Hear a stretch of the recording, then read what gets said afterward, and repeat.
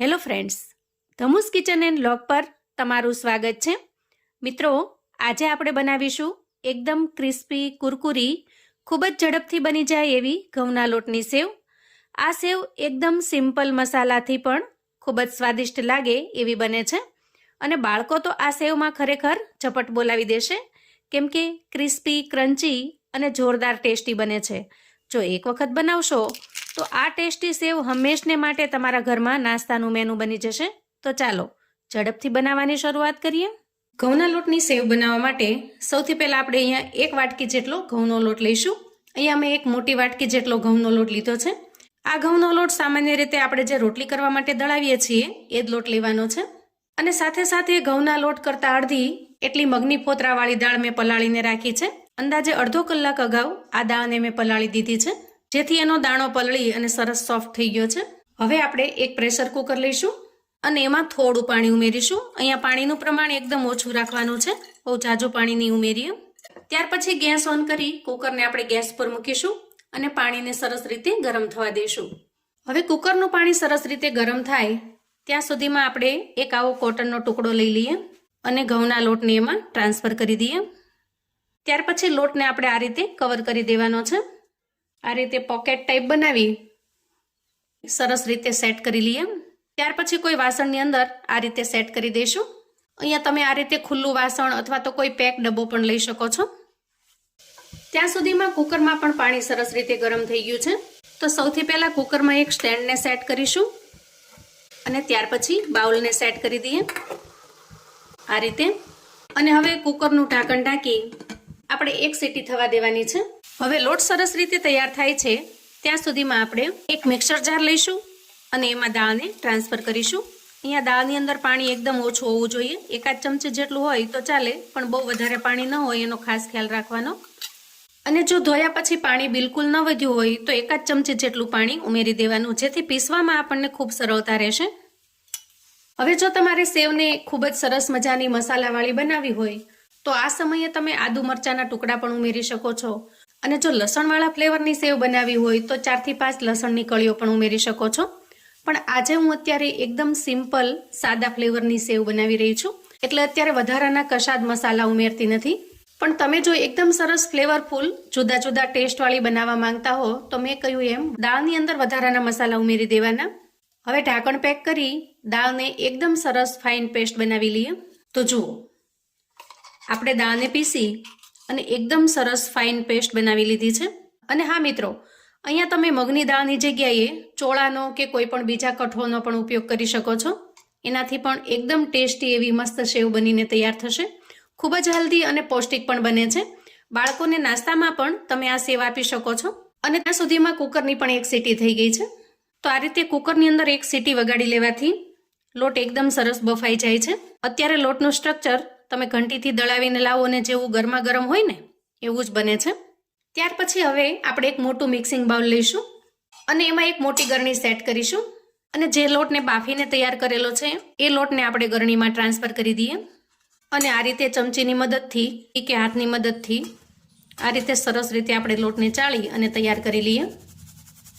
જુઓ, અહીંયા એકદમ સરસ સ્મૂથ એવો લોટ તૈયાર થઈ ગયો છે.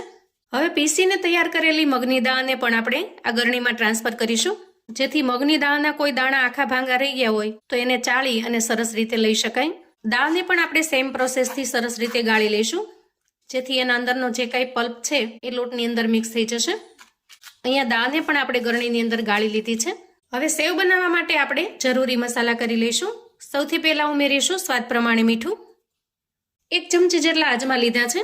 અજમાને એકદમ સરસ રીતે 2 હથેળીથી ઘસી અને ક્રશ કરી લઈએ અને ત્યાર પછી ઉમેરી દઈએ. આ રીતે ઉમેરવાથી સેવની અંદર અજમાનો ટેસ્ટ એકદમ મસ્ત લાગે છે. ત્યાર પછી 5 ચમચી જેટલી હળદર ઉમેરીશું, 1 ચમચી જીરા પાવડર ઉમેરીશું અને 1 ચમચી જેટલું લાલ મરચું પાવડર ઉમેરીશું. તમારે જેટલી સ્પાઇસી બનાવી હોય એ પ્રમાણમાં લાલ મરચું ઉમેરવાનું છે. અને જો કોઈ ફ્લેવરવાળી બનાવતા હો, આના અંદર તમે ગ્રીન મરચું ઉમેરેલું હોય ત્યારે પણ લાલ મરચાંનું પ્રમાણ એ રીતે જોઈને ઉમેરવાનું છે. અને 1 ચમચી જેટલું તેલનું મોણ ઉમેરી દઈએ. હવે આ બધા જ મિશ્રણને આપણે હાથની મદદથી મિક્સ કરી દઈએ. શરૂઆતમાં પાણીનું પ્રમાણ આપણે એકદમ ઓછું ઉમેરવાનું છે. તો એના માટે અહીંયા 10 ચમચી સમાય એવી નાની કટોરી ભરીને મેં લીધી છે. એમાંથી થોડું પાણી ઉમેરી દઈએ અને જરૂરિયાત મુજબનું પાણી ધીરે ધીરે ઉમેરતા જઈએ. જુઓ, અહીંયા 1 કટોરી પાણી મેં ખાલી કર્યું છે અને ફરી બીજી નાની કટોરી જેટલું પાણી લીધું છે. તો જુઓ, અહીંયા સેવ બનાવવા માટે આપણે એકદમ ઢીલો પણ નહીં અને સાવ કઠણ પણ નહીં એવો સેમી સોફ્ટ લોટ બાંધવાનો છે. અને ટોટલ 2 નાની કટોરી જેટલું પાણી આપણે આ લોટને બાંધવા માટે વાપર્યું છે. તમારી લોટની ક્વોન્ટિટી કેટલી છે એના ઉપર પાણીનો આધાર રાખે છે. તો આ રીતે એકદમ પરફેક્ટ એવો લોટ બનીને તૈયાર છે. આટલી તૈયારી કર્યા પછી આપણે સંચો લઈશું. તમારે જેટલી જાડી કે પાતળી સેવ પાડવી હોય એ પ્રમાણેની સ્લાઇડ લઈ લેવાની છે. તો આપણે આજે 3 નંબરની જાળી છે એનાથી સરસ સેવ પાડીશું. થોડી જાડી અને ખૂબ જ ક્રિસ્પી એવી બને છે. બ્રશની મદદથી સંચાને સરસ રીતે ઓઇલથી ગ્રીસ કરી લઈએ.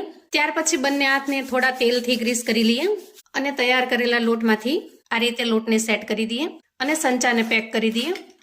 હવે અહીંયા મેં ગેસ ઉપર અગાઉથી તેલ ગરમ થવા માટે મૂકેલું છે. ગેસની ફ્લેમને મીડિયમ પર રાખી સૌથી પહેલાં તો તેલને સરસ રીતે ગરમ કરી લેવાનું છે. થોડીવાર તેલ ગરમ થાય ત્યાર પછી ચેક કરી લઈએ. તેલ એકદમ સરસ ગરમ થઈ ગયું છે. હવે આ સ્ટેજે આપણે સેવને પાડી લઈએ. સેવને ઉમેર્યા પછી થોડીવાર માટે આપણે બિલકુલ નહીં ચલાવીએ. થોડી એને ક્રિસ્પી થવા દઈશું અને અંદાજે 1-8 મિનિટ પછી આપણે એની સાઈડ ચેન્જ કરી લેવાની છે. એકદમ ક્રિસ્પી અને ખસ્તા એવી ઘઉંના લોટની સેવ બનીને તૈયાર છે. આ રીતે એકદમ સરસ ગોલ્ડન બ્રાઉન કલરની થઈ જાય ત્યારે આપણે એને એક પ્લેટમાં કાઢી લઈએ. બનાવવાની રીત એકદમ સિમ્પલ અને સરળ છે. હવે જે રીતે મોટી સેવ પાડી છે એ જ રીતથી આપણે થોડી ઝીણી સેવ પણ પાડીશું. એકદમ ક્રિસ્પી, કુરકુરી અને ખૂબ જ ટેસ્ટી એવી સેવ બનીને તૈયાર થાય છે. આની તમે જાડી સેવ, ઝીણી સેવ કે ગાંઠિયા પણ બનાવી શકો છો. અથવા તો ચકરી બનાવી હોય ને તો ચકરી પણ એકદમ સરસ ક્રિસ્પી અને ખસ્તા બનશે. તો અહીં આપણી ઘઉંના લોટની સેવ બનીને તૈયાર છે. એકદમ ક્રિસ્પી અને ખૂબ જ ખસ્તા બને છે. જુઓ, અહીંયા હું તમને તોડીને બતાવું. જુઓ, બાળકો તો આ સેવને ખાતા નહીં ધરાય એટલી સરસ કુરકુરી અને લાજવાબ બને છે. અહીંયા મેં જાડી સેવની સાથે સાથે પાતળી સેવ પણ બનાવીને તૈયાર કરેલી છે. જુઓ, એકદમ ક્રિસ્પી, એ પણ ખૂબ જ સરસ ક્રિસ્પી અને ખસ્તા બની છે. ઘઉંના લોટની સાથે મગની દાળ ઉમેરેલી હોવાથી એકદમ પૌષ્ટિક પણ બને છે. અહીંયા હું તમને થોડી ખાઈને પણ બતાવું. જુઓ, આ સેવને તમે બાળકોને નાસ્તામાં, લંચ બોક્સમાં, ટિફિન બોક્સમાં આપી શકો છો. તો મિત્રો, આવું અવનવું જાણવા માટે અને મને સપોર્ટ કરવા માટે ચેનલ પર જો તમે નવા છો તો પ્લીઝ ચેનલને સબસ્ક્રાઇબ કરો. વિડીયો ગમે તો લાઈક અને શેર કરો. તમારા સગા સંબંધી મિત્રોને પણ આપણી આજની એકદમ ટેસ્ટી એવી સેવની રેસિપી ચોક્કસથી મોકલી આપજો, જેથી એ લોકો પણ બનાવીને તૈયાર કરી શકે, એન્જોય કરી શકે અને એના પરિવારને પીરસી શકે. કોમેન્ટમાં મને ચોક્કસથી જણાવજો મિત્રો કે આજની એકદમ ક્રિસ્પી અને ખસ્તા એવી ઘઉંના લોટની સેવની રેસિપી તમને કેવી લાગી છે. તમે મારો વિડીયો ક્યાંથી ને કયા ગામથી જોઈ રહ્યા છો એ પણ ચોક્કસથી જણાવજો, જેથી મને જાણીને ખૂબ આનંદ થશે કે તમે મારો વિડીયો ક્યાંથી જોઈ રહ્યા છો. ફરી મળીશું એક નવી રેસિપી સાથે. ત્યાં સુધી આવજો મિત્રો.